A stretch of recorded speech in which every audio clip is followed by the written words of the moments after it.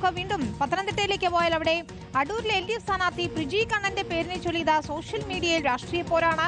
അന്തരിച്ച കോൺഗ്രസ് നേതാവിന്റെ പേര് തെറ്റിദ്ധാരണയുണ്ടാക്കാൻ പ്രജിയുടെ പേരിനൊപ്പം ഉപയോഗിക്കുന്നുവെന്നാണ് ജില്ലാ പഞ്ചായത്ത് അംഗം ശ്രീനാദേവി കുഞ്ഞമ്മ ഫേസ്ബുക്കിൽ വിമർശിച്ചത്. എന്നാൽ കുടുംബ പേരുകൾ ചേർത്ത് ഉപയോഗിക്കുന്നത് സ്വാഭാവികമാണെന്നും വിമർശനം രാഷ്ട്രീയ ദാരിദ്ര്യമാണെന്നും AIYF ജില്ലാ സെക്രട്ടറി S അഖിൽ മറുപടി നൽകി. പ്രവീൺ പുരുഷോത്തമനാണ് ചേരുന്നത്. പ്രവീൺ, ഒരു പേരിനെ ചൊല്ലിയൊക്കെ ഇത്തരത്തിൽ വിവാദം ഉണ്ടാക്കേണ്ട കാര്യം എന്താണ്?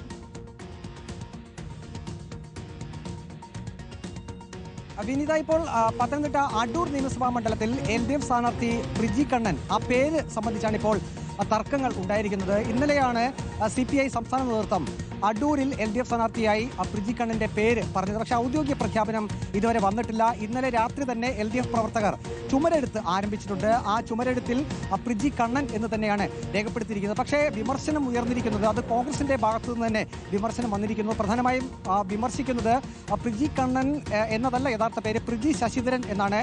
ഫേസ്ബുക്ക് പ്രൊഫൈലിൽ ഇന്നലെ വരെ അങ്ങനെയുള്ള പേരാണ് ഉപയോഗിച്ചിരുന്നത്.